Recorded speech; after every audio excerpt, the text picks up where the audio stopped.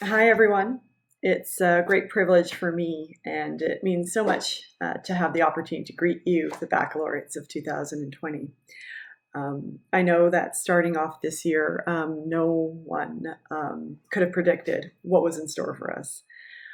As someone who always looked forward to the annual baccalaureate mass and breakfast, um, as an opportunity to check in with my SPC community and to celebrate the successes of our students. It was a real pleasure to be invited to be one of those speakers that I'd always looked forward to hearing and always been a highlight for me. So it's bittersweet for me today. I miss the opportunity of interacting with all of you personally and looking around the room and seeing you with all your friends and your families and your colleagues and making some real human connections. Instead, today we make do with the technology that we have, and despite trying times, the technology that allows us to remain connected.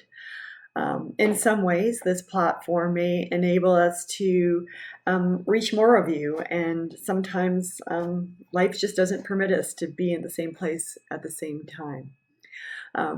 Traditionally, the person asked to speak at this event reflects on learnings and lessons of his time at St. Paul's College and community. And I say his wittingly because as I was reviewing the past invited alumni speakers, I noted that I'm the first woman to speak in this capacity. St. Paul's College has, since I joined the college back in 1995, supported all of its female students in leadership roles such as student council. The faculty and administration roster has always been had a strong representation of women in key roles, and the boards and alumni association to have talented women there to shape the discourse. So it's meaningful to me to be here as an SPC woman to have the opportunity to share with you from that lens my experiences of this community. My initial plan had been to tell you more about my time at St. Paul's College and what I learned as a person from being part of this amazing community.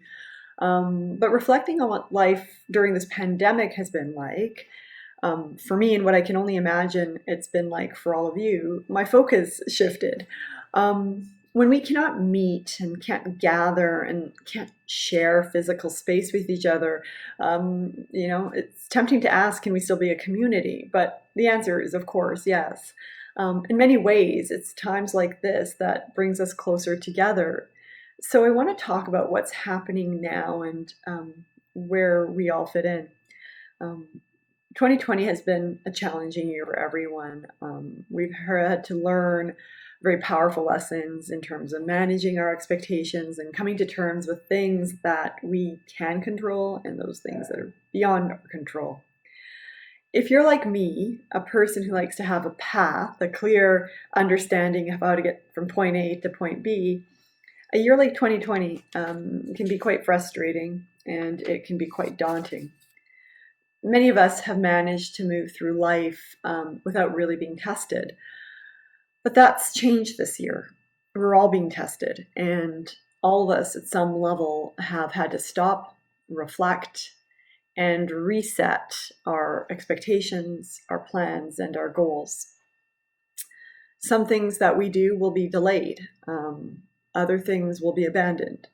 And still, other plans will be altered and adjusted to fit this new landscape. And there's nothing wrong with that. There's lots of talk these days about resilience. To me, resilience is having the capacity to absorb the challenges and to be agile and flexible, and to allow us to be able to maneuver around the challenges and with the challenges rather than being knocked down by them. I said a moment ago that many of us have managed to move through life without being tested. I was going to say, fortunately, many of us have been able to move, but I stopped myself because it's actually the challenges and the adversity that you face in your life that truly allows you to develop as a person, to find your character, to understand when something's taken away from you, who you are and what matters most to you. It's at these times that you actually learn the most about yourself. I've had the privilege over the last 5 years of speaking to others about resilience and what it takes to face adversity, and also about recovery. This is one of the positive outcomes for me that came from a very difficult time in my life. 5 years ago, I was seriously injured at my workplace by an extraordinary event when a mail bomb exploded in my hands. I lost my right hand and have scars on my face and my body from what happened. And that bomb was sent to me because I was a lawyer for someone that this person was in conflict with and who he wanted to harm. And I mean it when I say that speaking about what happened to me and connecting with others has been a positive outcome. It has permitted me to grow as a person and to understand the importance of community in my life. I've seen firsthand that the greatest opportunities for growth and development are always at those times when you're challenged the most. And that's not to say that these times are not hard. And I don't want to minimize how heavy the burden can be when you're being tested, or how painful the emotions or frightening the future might look. But that's what courage is about. Nelson Mandela said that courage is not the absence of fear, but it's the triumph over it. And to Mandela, a brave person was not someone who does not feel afraid. It was a person who conquered the fear. So how do we conquer fear, or how do we manage our fears? For me, it's been two main things. First of all, it's to be okay with being afraid, of not knowing the right answer, of not being able to control what is happening around you, and being okay with wishing that things were different. If you do that, you're being reactive, and it's not really of any service to you. It's at times like this that I think about the great J.R.R. Tolkien and a conversation between Gandalf the Grey and Frodo Baggins in the Fellowship of the Rings. In a moment of complete and utter despair, utter hopelessness, Frodo looks and reflects on all that's befallen him, that he's lost his home, this burden, this monumental task that he has, which I think deep down inside at that point he did know was really meant his death. And he turns to Gandalf and says, "I wish it need not have happened in my time." And that's your classic, why me? Why now?